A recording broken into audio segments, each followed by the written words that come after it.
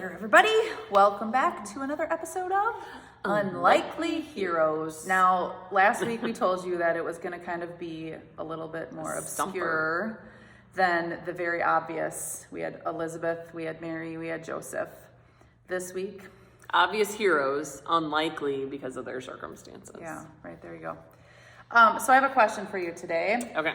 When I say the word greed, what comes to mind? Money.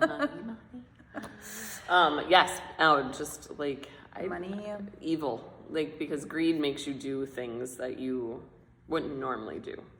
Mm-hmm. You know, like, or misuse. Yes, things. or misuse things. So, like, if you're in a position of power, you would misuse your power to get what you want, or it just, even if you're not in a position of power, you can misuse family finances to get what you want. You can misuse friendships to get what you want. Like, so greed, it just makes you do things you wouldn't normally do. Greed is not a good word. No.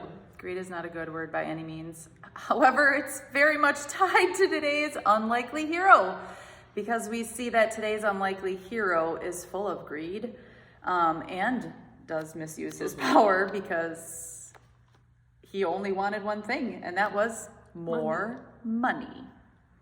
So today's unlikely hero is my favorite part of the Christmas story when people read it in church or you're reading it by yourself, because it means that Jesus is coming. Yay. And it starts off with, in those days, Caesar Augustus issued a decree that a census be taken of the whole Roman Empire.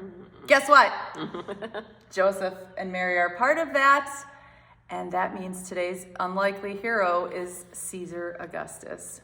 What? No, not a hero by any stretch of the imagination that you would expect. But he's an unlikely hero because his greed, his desire for more, actually helped to fulfill a prophecy that was in Micah chapter 5. So we already know that Jesus is about to be born of a virgin. That's Mary.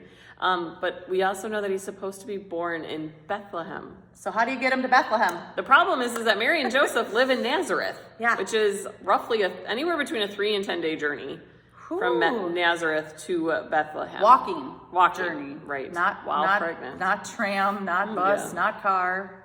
All of those are like long road trips, even if you're in a car. I can't even imagine. Yeah. But yeah, so Nazareth to Bethlehem is not just a trip that like Mary would one day wake up and be like, "Hey Joe, let's go to Milwaukee. Let's Berlin. Go to Bethlehem today." No. You know, this is not something that would have been done. But now a decree has been issued by the governor. I was going to say by the governor. Need a census.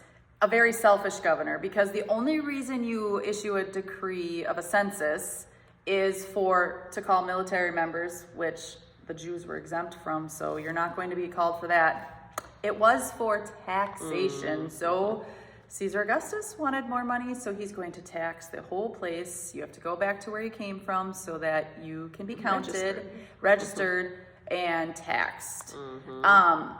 Caesar Augustus, not even his actual name. Like Caesar is his name, but Augustus is not. Augustus is a title given to him, meaning exalted. So Caesar exalted. Thinks pretty highly of himself. Wow. Or people thought pretty highly of him. I mean, he was overall, I guess, a decent ruler. People found him to be one of the great Roman rulers. But his greed is what brought Mary and Joseph to Bethlehem. Once again, showing us that God can work through any of our human sinfulness to fulfill his will. So we've got the prophecy in Micah fulfilled through Caesar. Today's very unlikely hero. We use the term hero very lightly in this sense. Unlikely is what we were going for. Today's unlikely hero is not found in your Mystery in the Manger Advent book.